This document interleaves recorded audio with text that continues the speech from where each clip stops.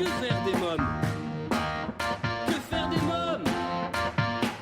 Que faire des mômes? Que faire des mômes? Que faire des mômes? Que faire des mômes? Que faire des mômes? Que faire des mômes? Éric Couder. Bonjour à tous, chers parents, grands-parents, professionnels de la petite enfance, c'est Éric Couder, j'espère que vous portez bien. Vous écoutez Que faire des mômes, votre rendez-vous hebdomadaire 100% famille à écouter à la radio et en podcast sur quefairedesmômes.fr et toutes les plateformes audio.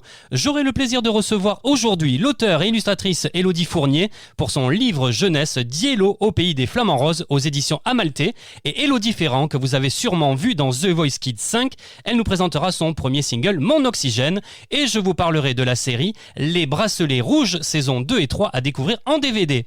À présent, je reçois dans Que faire des mômes l'auteure et illustratrice Élodie Fournier. Bonjour Élodie Fournier. Bonjour. Alors vous êtes auteure, illustratrice, assistante commerciale dans une société de services à la personne et VDI pour une marque de cosmétiques italienne. Je vous reçois aujourd'hui pour votre livre jeunesse Diello au pays des flamants roses aux éditions Amalté. Vous dédiez votre livre à votre maman Marie-Noëlle Paul, autrice de 2 ouvrages aux éditions Publibook, L'enfant des vignes et la cité des portes. Alors j'ai cru comprendre que c'est suite au décès de votre maman que cette envie d'écrire vous est venue. Oui, tout à fait. Alors c'est vrai que j'ai perdu ma maman en 2014, malheureusement. Et ça a été vraiment une période très difficile pour moi. Donc voilà, j'ai commencé un travail personnel et l'écriture pour moi c'était vraiment une révélation. Même si depuis enfant j'aime énormément écrire. Donc voilà, j'ai commencé à créer mes personnages parce que j'aime aussi dessiner. Et puis j'ai créé donc l'héroïne des aventures de Diello, donc la fillette et son doudou Pastoche. Alors vous dites que l'écriture c'est votre deuxième vie, c'est vrai ça ? Ah oui, tout à fait. Alors c'est vrai que moi je suis une grande rêveuse, donc j'adore l'écriture, j'adore tout ce qui touche à l'évasion. Et c'est vrai que pour moi l'écriture c'est vraiment un échappatoire et ça me procure vraiment beaucoup de bien. Alors vous écrivez et dessinez, je précise, parce que les illustrations qui sont magnifiques, j'ai beaucoup aimé vos illustrations, c'est vous également qui signez les illustrations. Oui, tout à fait. Donc, je suis l'auteure des aventures de Diello, mais également l'illustratrice. Alors, c'est vrai qu'au départ, j'avais pas forcément l'intention d'être l'illustratrice, mais en fait, après avoir collaboré avec certains illustrateurs, j'arrivais en fait jamais à avoir le résultat que moi j'attendais. Donc, en fait, je me suis lancée dans le dessin. Et puis en fait, finalement, je me suis rendu compte que j'avais vraiment un talent à exploiter. Et donc, du coup, c'est moi qui écris et c'est moi qui illustre. Donc Diello, c'est une collection de livres. En tout cas, là, on va parler du premier livre dans quelques instants. Mais c'est vraiment une collection. Oui, tout à fait. Donc, en fait, les aventures de Diello, le but, ce sont des petites lectures du soir, donc qui vont se décliner en plusieurs tomes. Donc, le premier, c'est Diello au pays des flamants roses. Le deuxième, c'est Diello et l'étoile mystérieuse. Et donc, le troisième est en préparation. Donc, pour vous donner la petite info, c'est Diello et la rivière magique. Voilà, on va en parler dans quelques instants de toute façon, parce que moi je suis curieux. Diello au pays des flamants roses, alors justement, qui est Diello ? Alors Diello, qui est Diello ? Diello, c'est moi tout simplement. Ouais. Donc en fait, je me suis représentée en tant que petite fille, donc avec mon doudou Pastoche. Donc voilà, elle porte une petite marinière, donc un petit clin d'œil à nos marques françaises. Donc c'est vrai que ma maman adorait me mettre des marinières. Ah oui. Donc j'ai décidé de faire porter à Diello cette petite marinière. Donc voilà, Diello c'est l'héroïne, c'est moi en fait tout simplement, et Pastoche c'est mon doudou, c'est le doudou que j'avais quand j'étais petite. Donc vous avez des points communs tout simplement, vraiment. Le personnage a vraiment des points communs avec vous. Oui, tout à fait. Quels sont ces points communs ? Alors je dirais que Diello, c'est une petite fille mais avec un bon tempérament, un petit côté garçon manqué. Je pense que c'est une petite fille très courageuse, qui ne lâche rien, qui a beaucoup de détermination. Et je pense que ça se fait ressentir en tout cas à travers les 2 premières aventures. En tout cas, on peut dire que c'est une petite fille qui adore s'inventer des histoires. Oui, elle est rêveuse, elle est très très créative, elle aime imaginer. Voilà, c'est de toute façon mon but premier vraiment à travers ces aventures, c'était vraiment des invitations à la rêverie, à l'imaginaire. C'est vraiment inciter l'enfant à partir au voyage et avoir toute la liberté, la créativité d'imaginer sans fin, tout simplement. Alors pour rentrer dans le vif du sujet, Diello ce matin-là, ça c'est un peu l'histoire, hein, n'est pas très motivée pour aller à l'école. Hein. Alors oui, c'est ça. Elle est pas très très motivée. Alors c'est pas qu'elle aime pas l'école, hein, tout simplement. C'est surtout qu'en fait, elle est censée faire la course et je pense que Diello, le sport, c'est pas forcément sa tasse de thé. Et donc du coup, elle va être face à un échec personnel. Donc c'est vrai que dans le premier tome, on aborde certaines thématiques, donc notamment l'échec, hein, qui est souvent mal vécu à l'école. Donc c'était pour moi une thématique assez importante. Donc voilà, elle va être confrontée à une difficulté et c'est à travers justement le rêve qu'elle va affronter cette difficulté et l'appréhender d'une autre façon. Donc sur le chemin de l'école, Awa, donc c'est sa maman, tente de redonner un peu d'élan à Diello en chantant Vole, vole, petit papillon, déploie tes ailes, petite hirondelle. Eh ben oui, faut bien encourager cette petite. Hein. C'est vrai que quand on est petit et qu'on est face à des difficultés, c'est important aussi d'être bien entouré et la maman, elle a une place quand même extrêmement importante. Ouais. Alors est-ce que comme Diello, petite fille, vous n'aimiez pas trop le sport ? Oui, et je n'aime pas forcément encore aujourd'hui le sport. Donc après, oui, c'est vrai que c'est un peu un trait de ma personnalité. Après, je m'efforce. Alors qui est Dylan ? On va parler de Dylan maintenant. C'est qui Dylan ? Alors Dylan, c'est son copain préféré. Ouais. C'est son partenaire de course dans la petite histoire. Donc en fait, Dylan, tout simplement, c'était mon ami d'enfance. Donc c'est un ami qui m'a énormément marqué. Et donc du coup, voilà, il apparaît dans cette histoire. Donc voilà, Diello va faire la course à ses côtés, mais malheureusement, elle ne va pas courir assez vite. Et donc du coup, elle va faire perdre son ami, puisque c'est une compétition en duo. Ouais. Et donc du coup voilà, je vous laisse aussi découvrir la suite parce Bien que sûr. je pense que c'est important de ne pas tout raconter. Non, on va pas tout raconter. On va juste parler de cette nuit, le soir où bien Diello va rêver. À quoi va-t-elle rêver ? Parce que ça c'est important quand même dans l'histoire.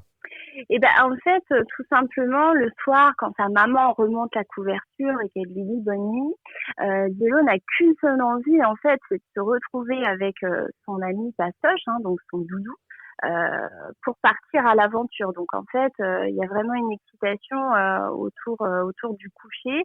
La maman remonte la couverture et là, l'aventure les attend. Et bien souvent, Diello, elle retraduit ce qu'elle vit la journée.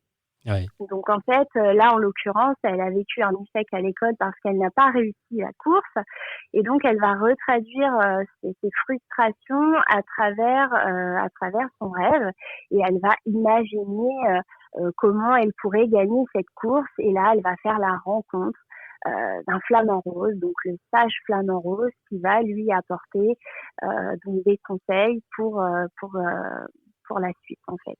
Alors moi je suis très intrigué parce que je vais vous dire quelque chose. Moi je suis natif de la Camargue. Donc vous imaginez, quand j'ai vu Flamant Rose, ça m'a attiré, parce que le Flamant Rose c'est la Camargue. Donc pourquoi donc ce Flamant Rose ? Alors moi j'ai toujours eu une attirance vers le Flamant Rose. Pourquoi, je ne sais pas. Je pense que le Flamant Rose déjà c'est un animal qui a pour symbolique la féminité. À travers je pense l'histoire, pour moi c'était une évidence. Donc après, moi le flamant rose, je l'ai un petit peu retravaillé, bien évidemment. Il a un côté majestueux, il a tout un gros plumage, il a pas le même bec que les flamants roses. Mais je trouvais vraiment que, alors c'est vrai qu'on j'ai pensé à l'autruche, pourquoi pas. Et puis comme moi j'avais une assurance sur le flamant rose, je me suis dit ben super, voilà, on va imaginer un flamant rose avec des grandes jambes, un gros plumage, un bec assez imposant, et ça va être génial, ça va juste être génial. Alors maintenant, quelques mots sur Diello et l'étoile mystérieuse, vous m'en parliez tout à l'heure, c'est le deuxième tome, hein, ça. Quelle est Oui, c'est l'histoire? ça, tout à fait. Alors en fait, Diello, l'étoile mystérieuse, donc c'est le deuxième tome des aventures de Diello. Donc dans cette deuxième aventure, Diello part donc à l'aventure, hein, pareil avec son doudou pastoche. Donc là, on est plus sur la découverte du ciel. Donc là, dans cette aventure, Diello va faire la rencontre d'une étoile mystérieuse. Cette étoile s'appelle Sirius. Donc cette étoile, pareil, c'est une rencontre mystérieuse. Donc les thématiques autour de cette aventure sont plus la gourmandise, l'amitié, le partage. Donc toujours des valeurs qui me sont chères. Et donc voilà, elle va partir à l'aventure à travers un vaisseau spatial. Et là, elle va faire la découverte donc de cette étoile mystérieuse qui va la guider dans la suite de l'aventure. Donc vous travaillez actuellement, hein, sur le troisième tome des aventures de la fillette, donc Diello et la rivière magique, hein. Oui, voilà, c'est ça. Donc pour l'instant, donc j'ai fini le manuscrit, je suis en train de travailler sur les illustrations. Je pense que il ne sera mis à la vente seulement que l'année prochaine, hein, certainement, le temps que je puisse travailler aussi de mon côté avec ma maison d'édition. D'ailleurs, je les remercie infiniment, les éditions Amaté. À mater, oui. Euh, Voilà. Et donc voilà. Après, pour tout vous dire, je pense que j'ai les 20 prochaines histoires déjà dans ma tête. Je pense que ce qui me freine aussi un petit peu, c'est parce que j'ai aussi d'autres activités, que je suis maman et que voilà, il faut faire son chemin aussi à côté. Mais vraiment, je suis ravie parce que le public est là, les séances de dédicaces, c'est vraiment des moments très riches. Et voilà, c'est une très très belle aventure, vraiment. Vous écrivez actuellement un roman optimiste également, hein. C'est ça, tout à fait. Donc Ouais. là, je me lance complètement dans une autre aventure, donc qui n'a rien à voir avec le monde des enfants, pour le coup. Donc voilà, je me lance à un challenge assez personnel pour un roman optimiste. Donc voilà, ça va parler énormément de moi, bien évidemment, de mon vécu. Voilà, je reste assez secrète sur ce projet parce que vraiment, voilà, j'ai envie de garder la magie autour de ce projet. Alors, vous vivez dans le Loiret, à la campagne, dans un corps de ferme. Alors, je ne peux pas ne pas vous poser cette question d'actualité sur cette épidémie qui nous touche tous à travers le monde. Comment vivez-vous le confinement? Alors moi, je pense que personnellement, je le vis bien parce que j'ai eu une éducation qui fait que j'ai vraiment pas besoin de beaucoup de choses en fait pour être bien et épanouie. Après, c'est vrai que j'ai l'avantage de vivre à la campagne, d'avoir un jardin, contrairement à d'autres qui peuvent vivre en appartement. Je peux le comprendre. Après, c'est vrai que pour les enfants, c'est important d'avoir la communication avec eux, parce que nous, adultes, nous le vivons d'une certaine façon. Les enfants, eux, peuvent le vivre complètement différemment. Après, c'est vrai que le contexte est très compliqué et il nous amène à nous poser énormément de questions, hein, sur l'avenir. Donc voilà, moi personnellement, j'essaye d'être le plus sereine possible. J'essaye de passer un maximum de temps auprès de ma fille aussi. Et Oui. puis, Marley, hein, qui a 6 ans. voilà, c'est ça, de lui proposer des activités à l'intérieur et à l'extérieur. Mais c'est vrai que je pense pour tous, c'est pas facile parce que même pour les enfants, ils n'ont plus du tout le même rythme scolaire, donc ça demande quand même beaucoup d'adaptation. Mais en tout cas, de mon côté à moi, ma fille le vit très bien, mais je pense aussi parce que moi, je le vis bien. Voilà. Oui. Comment vous lui en parlez justement du coronavirus? De quelle façon? Alors, on peut s'exprimer par des dessins. C'est vrai que souvent les enfants n'ont pas forcément les mots, donc les dessins c'est une très bonne idée comme proposition. Après, je pense qu'il faut aborder le sujet. Moi, personnellement, j'ai déjà demandé à ma fille comment elle le vivait. Donc, elle me dit que c'est plutôt bien parce que du coup, elle voit beaucoup plus sa maman et que du coup, elle a peut-être un peu plus le droit de regarder la télé que d'habitude, même si je sais que je suis assez à cheval sur tout ça. Mais après, je ne peux pas répondre non plus à toutes ces questions. Elle est consciente que voilà, il y a un virus qui est là, qui nous empêche de pouvoir faire ce qu'on fait habituellement, et qui demande, voilà, d'être sérieux, de rester chez nous et de prendre soin des uns et des autres. Donc, elle a bien compris qu'il fallait aussi protéger les personnes plus âgées, les personnes en situation, les personnes qui ont des difficultés, fragiles, voilà, qui ont des difficultés au niveau médical aussi par rapport à leur petite santé. Donc ça, elle l'a bien compris. Après, ma fille va sur ses 7 ans, donc elle comprend aussi certainement beaucoup plus de choses que des enfants qui sont plus petits.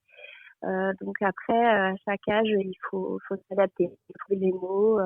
Et puis chaque enfant est différent, chaque enfant va le vivre d'une façon différente. Donc ça demande vraiment de s'adapter, quoi. Les enfants, c'est comme ça. Bien sûr. Est-ce que vous lisez vos histoires? Est-ce que c'est votre première cobaye, votre fille, quand vous écrivez? Ah bah oui, je peux vous dire. Et puis elle s'en lasse pas. Hein. Oui, elle adore, bien évidemment. C'est une grande fierté pour elle, d'avoir sa maman qui écrit des livres, en plus qui les illustre. Donc du coup, ça lui donne elle-même envie. Elle a déjà fait des dessins pour soi-disant ses prochains livres, parce que bien évidemment, elle veut faire comme maman.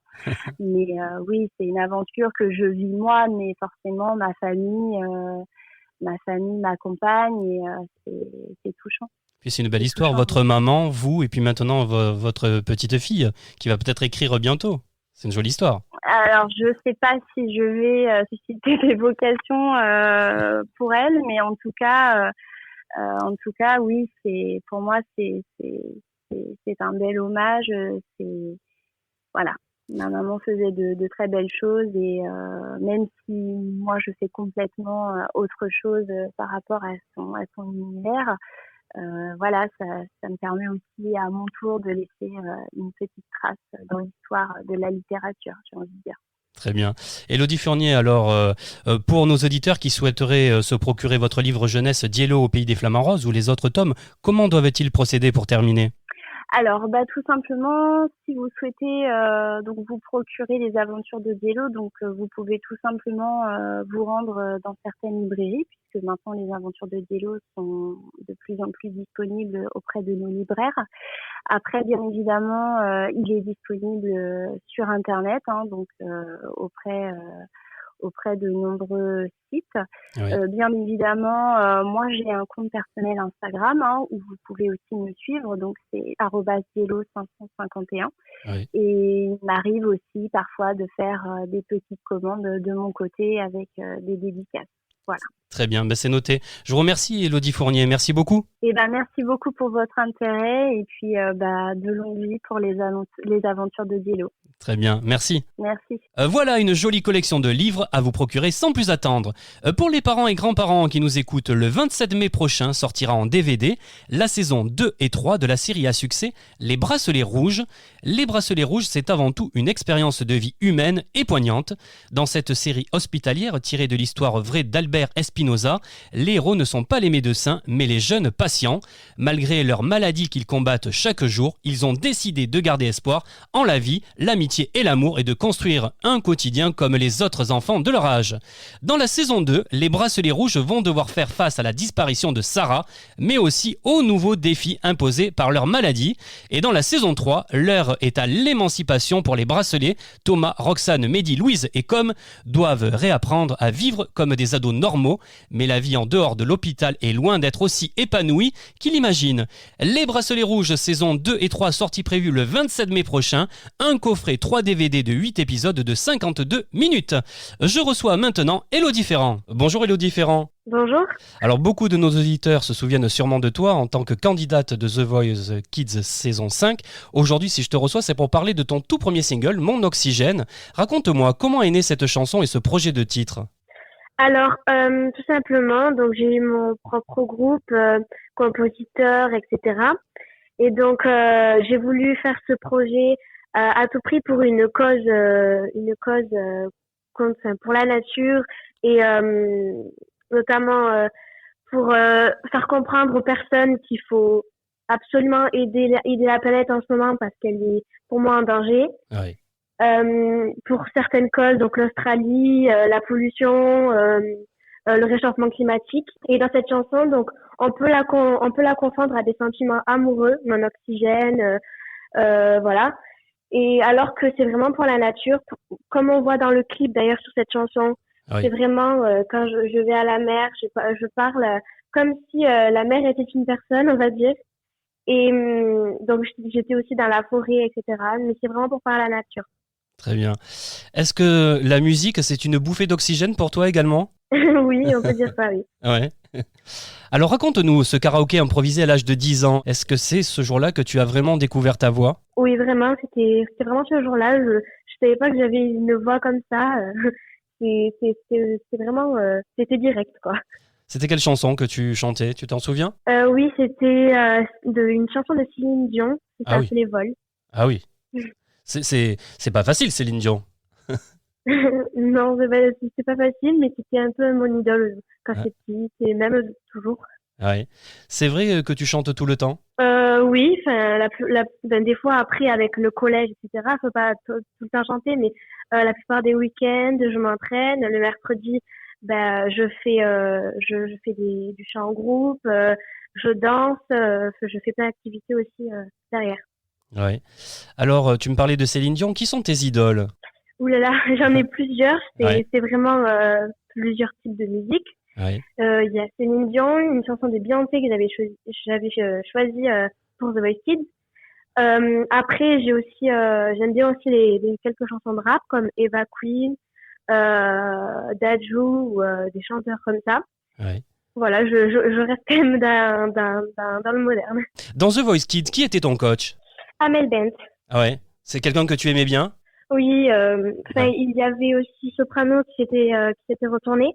Ouais. Mais j'avais vraiment envie de choisir Amel Bent parce que c'était plus dans mon registre. J'ai chanté beaucoup quand j'étais petite de Amel Bent, notamment ma philosophie. Ouais. Et oui, j'aime bien cette coach. Elle a été super. Quel conseil elle t'a donné? Oh, j'ai peur de pas trop m'en souvenir, mais Ouais. c'est vrai que, comment dire, elle m'avait dit, je m'en souviens que, parce que j'avais beaucoup le stress lors des auditions à l'aveugle. Ouais.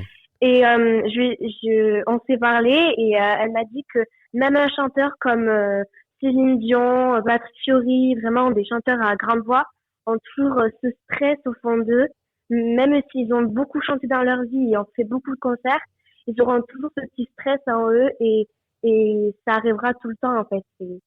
Donc il y a pas, c'est pas que quand une petite fille chante sur scène pour la première fois, mais c'est Ouais. vraiment tous les chanteurs qui ont toujours ce stress en eux. Ouais. Alors c'est ta maman qui t'a fait la surprise de t'inscrire à The Voice Kids. Comment as-tu réagi lorsque tu as appris ça? Ouf, j'ai pleuré, j'ai sauté de joie, c'est incroyable. Ouais. Mais t'as pas eu peur. T'as sauté de joie, t'étais contente de suite. Ben, j'appréhendais pas trop ce qui allait m'arriver par la suite. Et c'est pas de la peur, c'est vraiment plutôt vraiment de la joie. On va dire, je m'en fichais un peu du stress. Je voulais vraiment monter sur scène quand même et faire mon tout premier concert. Et voilà, c'est tout. Alors j'ai lu dans ton dossier de presse une chose qui m'a amusé, c'est que tu es soi-disant un véritable moulin à paroles. C'est vrai ça? Oui, même en classe, je parle beaucoup, je suis bavarde. Ouais. Quel élève tu es justement en classe? Ben, je suis quand même un peu sérieuse parce que Ouais. sinon, la moyenne, la quasi tout ça chute. Ouais. Mais sinon, j'écoute quand même. Je sais pas que bavarder. Ouais. Ça me moule à la parole, mais quand même. Il y a une matière que tu aimes, je sais pas moi, les maths, le français, la poésie peut-être. Les maths, peut-être comme beaucoup de personnes, pas du tout. Ouais. Je te comprends. Mais c'est vraiment aussi les SVT, j'aime beaucoup. Ouais. Après, la musique, bien sûr, l'art plastique, le PS. Comment tu arrives à conjuguer ta carrière d'artiste et l'école? Ben, c'est-à-dire que, enfin, beaucoup la semaine, ben, je suis au collège. Ouais. Puis, mes temps libres, par exemple, aussi, il y a les vacances, le week-end, le mercredi après-midi. Et des fois, quand je peux, quand j'ai pas trop de devoirs, le soir, quand je rentre du collège, oui, je peux aussi. Ouais. Alors, est-ce que tu t'intéresses à l'actualité? Est-ce que, par exemple, est-ce qu'il y a quelque chose qui peut te rendre triste? Tu me parlais tout à l'heure de nature. C'est quelque chose, justement, que tu as dans le cœur, la nature? Oui, vraiment. Ouais. Il y a d'autres choses qui te Ben, rendent triste? Est-ce qu'il y a des causes en particulier pour lesquelles tu pourrais te battre? aussi les maladies, par exemple, j'ai aussi fait quelques petits concerts, par exemple, pour la Ligue contre le cancer. Oui, Récemment, je suis allée chanter pour des enfants malades. Ils m'ont touchée. C'était juste une rencontre incroyable pour moi. Et c'était vraiment touchant. J'ai quand même parlé avec eux. C'était vraiment génial. Mais c'était beaucoup d'émotions aussi. bien sûr. Ils n'ont pas les mêmes avantages que nous, on va dire. Oui. Qu'est-ce qui te rend heureuse? Qu'est-ce qui t'amuse en général? Ah, ben, inviter les copines, comme plusieurs filles et tout. Ouais, Mais, par exemple, faire des sorties, j'aime beaucoup balader, par exemple, dans la nature. Je vais beaucoup avec ma tante. ouais. On fait beaucoup de randonnées. Des fois, je vais voir aussi des animaux de la ferme ou des trucs comme ça. Ouais. Voilà. Tu me parles de ta tante, donc tu es proche de ta famille? Oui, beaucoup. C'est important pour toi la famille. Tu as des frères et des sœurs? Oui, Ouais, un grand frère et une grande sœur. ouais. Alors, il faut Et bientôt une nièce. Et bientôt une nièce, c'est ça? Oui. Ah oui, ça je te comprends parce que moi, tu sais, je suis gaga de ma petite nièce Erika, qui est déjà fan de toi également, hein, vraiment. Donc là, elle écoute en boucle et elle danse sur la chanson, sur ton single. Elle est trop mignonne. Alors, il faut savoir que le 21 juin 2018, le jury t'offre le premier prix lors du concours Ville de Béziers Révélation. Le 7 juillet, Oui. tu remportes la première place de la catégorie Graines d'étoiles des 12-17 ans du concours L'Étoile Roquefortoise. Quel souvenir tu en gardes? Euh, je pensais vraiment pas gagner, notamment parce que j'étais la plus petite. Ben, c'était vraiment chouette. Comme d'habitude, j'aime beaucoup monter sur scène. Donc, bien sûr, j'étais super heureuse de remporter, euh, c'était la coupe Roquefortoise, je crois. Oui, c'est ça, hein. Et donc, vraiment, je m'y attendais vraiment pas. J'étais vraiment contente. Même que j'avais pleuré au bout d'un moment. Enfin, Ouais. je pensais vraiment pas gagner quand même. Ça se comprend de pleurer, hein, comme ça, quand on a de l'émotion. Quelle sensation, Oui. quelle sensation ça te procure la scène? Qu'est-ce que tu ressens quand tu es sur scène devant le public? Ouf. Alors là, comment vous dire? Je sais pas comment décrire ça, mais c'est en même temps du stress, en même temps, j'ai envie de tout donner, en même temps, j'ai envie de danser, j'ai envie de donner du partage au public, j'ai envie de les faire rire, pleurer. C'est un mélange d'émotions, on va dire. Est-ce que tu as un peu le trac avant de rentrer sur scène? Comment ça fait le Ah trac oui, chez toi? toujours. C'est quoi? Tu as mal au ventre? C'est quoi? Ben, la boule au ventre, Ouais, c'est vraiment tout ça, la boule au ventre. ouais. Et une fois que... C'est vrai que ça m'est arrivé quand j'étais petite que quand je montais sur scène comme ça, je n'avais pas du tout la boule au ventre. J'avais juste envie de profiter, de danser comme ça. À The Voice, oui, j'avais beaucoup de stress parce que je savais qu'est-ce qu'il y avait par la suite, donc que ça allait passer à la télévision, que j'avais peur de me louper ou quelque chose comme ça, mais c'était très très bien passé. Et alors que les petites scènes comme la révélation ou quoi, c'est vraiment un petit stress, mais vraiment je voulais à tout prix profiter ou voilà. Alors, quel est pour toi le plus beau compliment qu'un artiste peut recevoir? Alors les plus beaux compliments, c'est vraiment ce que le public redonne, c'est les applaudissements, notamment aussi quand je fais des fois des séances de petites dédicaces. Il y a beaucoup d'enfants qui viennent me voir, même des adultes qui viennent me voir et qui me disent vraiment continue, t'as une voix magnifique, tu m'as fait pleurer, vraiment c'est beaucoup de choses. Mais vraiment c'est vraiment aussi les applaudissements ou vraiment les rires, les pleurs ou quand quelqu'un quand même par exemple crie dans le public, c'est la meilleure ou c'est plein de petites choses en fait. Ouais. Qu'est-ce que tu as envie de dire aux fans qui t'écoutent? Vraiment, je veux juste que les remercier. Ils, ils me donnent une force au quotidien pour la chanson, enfin la chanson, oui. Ouais. Et donc, c'est vraiment, je reçois aussi des messages sur Instagram ou sur les réseaux sociaux Ouais. qui me disent, par exemple, après un concert ou qui me disent t'as eu une voix magnifique, franchement tu m'as fait que du bonheur, enfin, c'est plein de petits mots comme ça qui me rendent heureuse, on va dire. Alors aujourd'hui, Elodie, tu souhaites conquérir le cœur des Français avec ce premier single Mon Oxygène et son clip, parce qu'il y a un superbe clip également. C'est plutôt bien parti, il me semble. Qu'en penses-tu ? Oui, moi aussi, je pense on part bien, oui. Ouais. J'espère après que mes autres singles vont partir et tout. Enfin, vraiment, j'ai vraiment hâte. Ouais. Quels sont tes projets pour le futur ? Tu as envie de faire de la scène, mais également un album, tout ça ? C'est en préparation ? Ou c'est secret ? Oui, on continue sur les albums encore, sur les singles aussi. Ouais. On essaie d'organiser quelques concerts, notamment que normalement je vais faire une petite tournée dans la France. Ouais. Avec quelques chanteurs que je crois que j'en connais aussi. Ouais. Et voilà, donc j'ai vraiment hâte aussi de rencontrer des régions, des villes. Très bien, je te remercie Elodie. Je te propose que l'on écoute Mon Oxygène, ton premier single. Merci Elodie Ferrand, merci beaucoup. Merci à vous.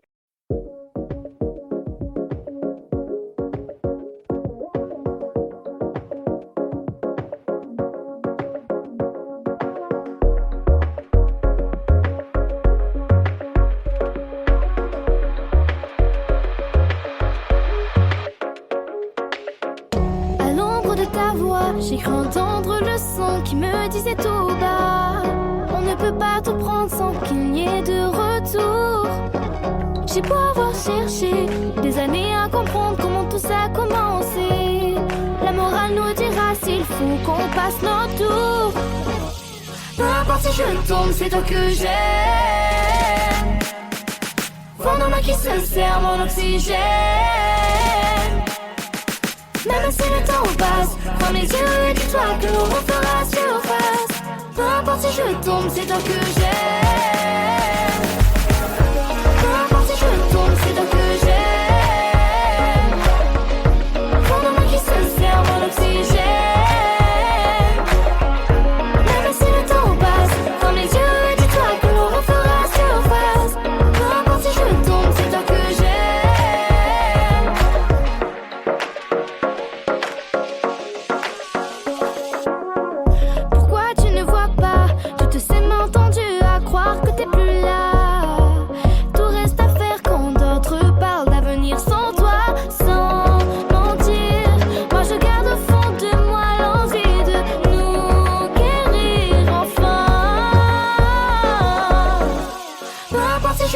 C'est toi que j'aime. Vent dans main qui se serre mon oxygène. Même si le temps passe, dans mes yeux, dis-toi que l'on fera surface. Peu importe si je tombe, c'est toi que j'aime. Peu importe si je tombe, c'est toi que j'aime. Vent dans main qui se serre mon oxygène.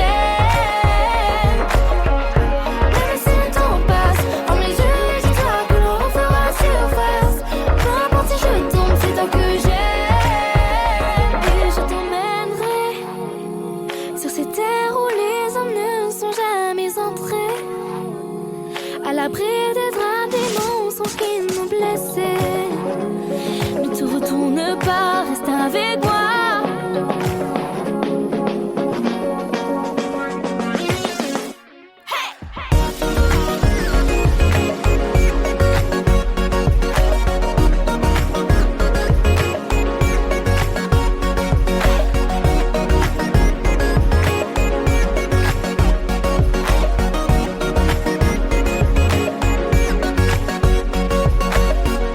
Peu importe si je tombe, c'est toi que j'aime.